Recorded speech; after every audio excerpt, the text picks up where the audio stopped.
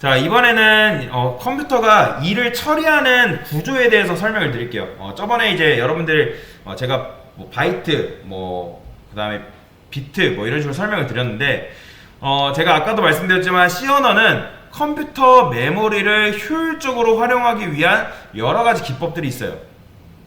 언어 구조가 효율적으로 사용하기 위해서 설치가 되어 있기 때문에 여러분들이 이런 내용을 모르고 그냥 배우면 이건 그냥 다 외워야 돼요, 실제로.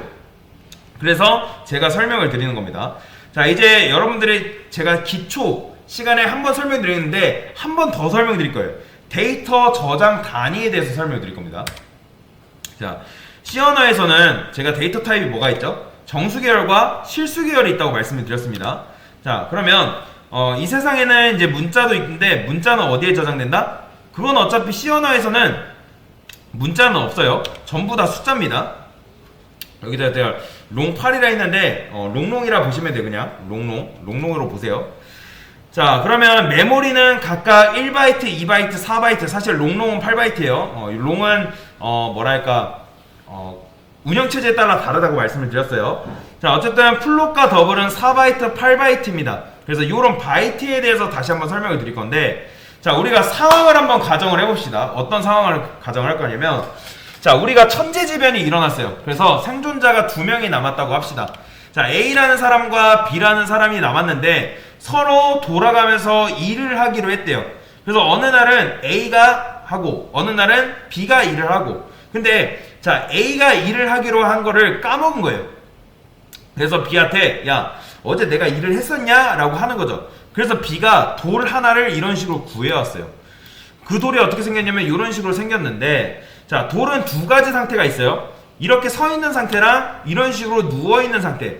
그러면 저는 이 서 있는 상태의 돌을 1이라고 표현할 거고, 자, 누워 있는 상태의 돌을 0이라고 표현할 겁니다.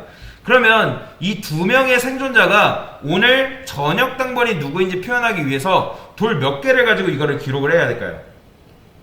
사실 돌 하나면 충분하겠죠, 그쵸? 만약에 0이면 뭐예요? A가 당번이고 1이면 B가 당번인 거예요. 그러면 자, 오늘 0이에요. 그러면 A가 저녁 당번을 해요. 그 다음에 그 일을 한 다음에 이 0을 세워놓고 자면 될 거 아니에요, 그쵸? 이해되시죠? 그럼 그 다음날 B가 이 세워져 있는 돌을 보고 아, 오늘은 내가 당번이구나 하고 저녁을 만드는 겁니다. 그 다음 또 어떻게 할까요? 저녁 다 만들고 나서 돌을 다시 눕혀놓으면 A가 아, 내가 당번이다 하고 일을 하겠죠, 그쵸?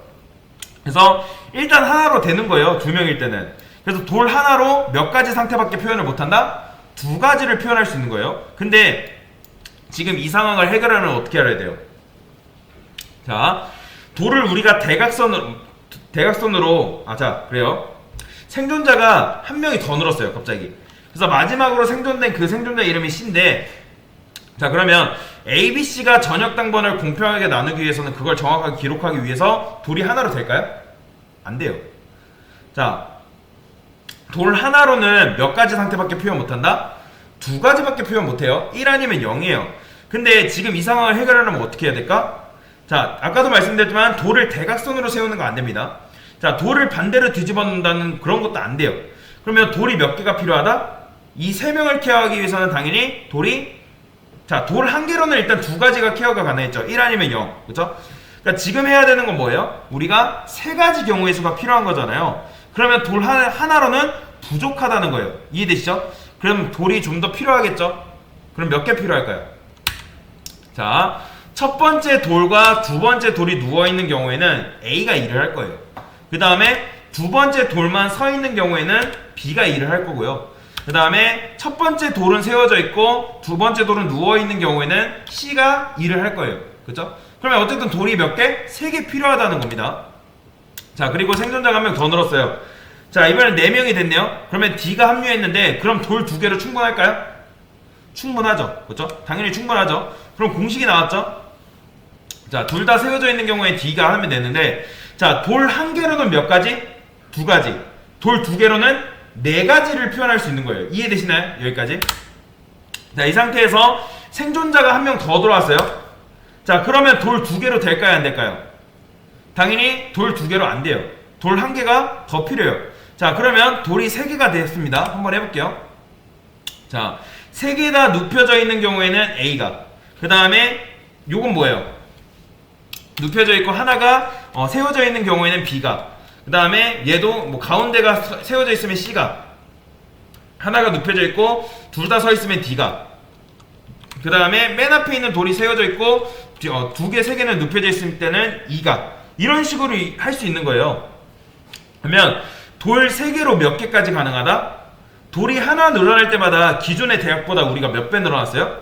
2배 늘어났죠. 그쵸? 그러면 결론 나왔죠? 그럼 몇 배? 총 8가지인 거예요. 8가지. 그러면 굳이 우리가 계산을 안 해봐도 돌 4개로는 몇 가지가 가능하다? 2배니까 총 28, 16. 16가지가 가능한 거예요. 그러면 당연히 돌 5개로는 몇 개? 32. 돌 6개로는 64. 그러니까 이런 식으로 계속 2배씩 늘어가는 거예요. 그럼 돌 7개로는 128. 돌 8개는 몇 개? 256가지 경우의 수를 우리가 표현할 수 있는 거예요. 그래서 여러분들 제가 캐릭터는 1바이트라 했잖아요. 그죠? 1바이트는 몇 비트예요? 8비트죠? 2의 8승은 뭐예요?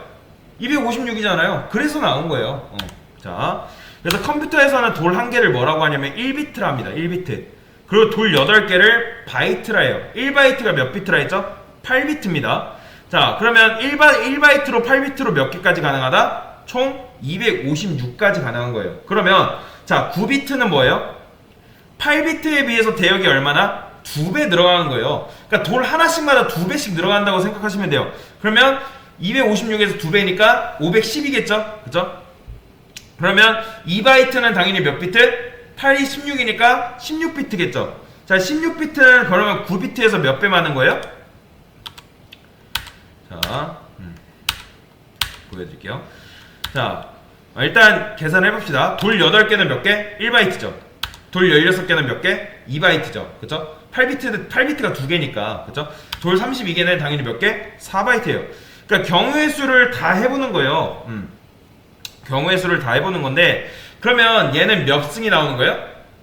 2에 8승이니까 256이 나오는 거고, 얘는 몇이에요? 8비트니까 2에 32승이죠. 그쵸? 그러니까 65,000이 나오는 거고, 자, 4바이트는 몇 가지? 42억이 나오는 거예요. 이런 식으로. 그래서 이런 식으로 계산이 되는 거예요. 제가 예전에 기초 시간에 뭐 설명드렸어요? 데이터 타입에 맞게 값의 범위가 있다 했죠? 이런 식으로 이래서 값의 범위가 정해지는 거다라고 보시면 돼요. 실제로. 그래서 지금 뭐 한 거예요? 비트 그리고 바이트에 대한 부분들을 간단하게 여러분한테 설명을 드린 거다라고 보시면 됩니다. 이런 식으로 있기 때문에 우리가 2에 8승, 2에 16승, 뭐 2에 32승 그런 식으로 결정이 되는 거예요. 왜요? 2배씩 늘어나니까. 2배씩. 그래서 이런 식으로 비트와 바이트에 대한 부분들을 간단하게 설명을 드렸습니다.